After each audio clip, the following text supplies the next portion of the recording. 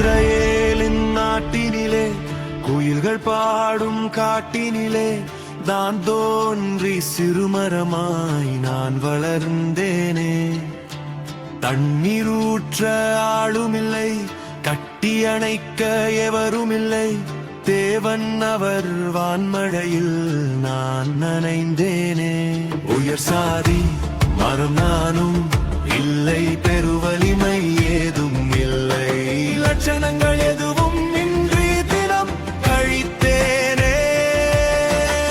உயர்ந்த மரங்கள் நடுவினிலே நானோ குள்ளமே, அந்த சொர்க்கத்தையே நோக்கியதே எனது உள்ளமே. இஸ்ரவேலின் நாட்டினிலே குயில்கள் பாடும் காட்டினிலே தான் தோன்றி சிறுமரமாய் நான் வளர்ந்தேனே.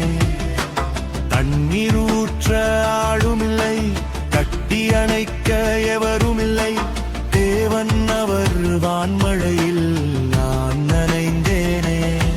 பொன் சுமக்கும் பேழையாக ஆசை இல்லையே, அரசரரியணையாவதற்கும் விருப்பமில்லையே. என்னை படைத்தாந்தரல் மகிழாரலாம், என் பச்சை இலை கிளையாட்டி துதித்து பாடணும். மனிதருக்கும் தேவனுக்கும் பாலமாகலாம், வெட்டப்படா மரமாய் என்றும் நிறைத்து வாழலாம். என்று நினைத்தவர் மென்னே பெருமழை கண்டே, அந்த பூதகார இடியில் சிக்கி நானும் உடைந்தேன். நானும் தகர்ந்தேன், நானும் விழுந்தேன். என் கனவை தொலைத்தேன், சேற்றில் மிதந்தேன்.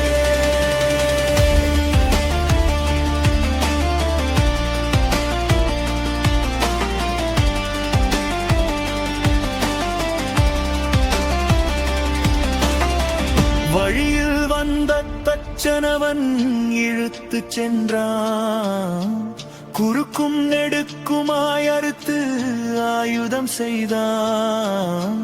பூட்டப்பட்ட அறையில் வைத்து என்னை அடைத்தான். வருடம் பல ஓட நானும் வாழ்வை மறந்தேன். அன்றொரு நாள் வெள்ளிக்கிழமை தூசி தட்டினார். வளர்ந்து உயர்ந்த மனிதர் அவர எந்திரு கரைந்தான். என் காய்ந்த மரமே நீ அன்று ஈரமானதே, அவரின் குருதி குடிக்கும் மரமாய் அன்று மகனேந்ததே. அந்த நொடி என்னுள் பல மாற்றம் உணர்ந்தேன். என்னை சுமப்பவர் பெரும் மனிதர் அல்ல என்று தொழுதேன். என்னை படைத்த ஆண்டவர் என்னை மார்பென்று வாங்கினார். தேவன் அவர் கிருபையிலா என்றும் வாழ்கிறேன். அற்பமான சிலுவை மரம் பாலமாகிறேன். உயர்ந்திலே உயர்ந்தவனாய் வாழ்வு வருகிறேன்.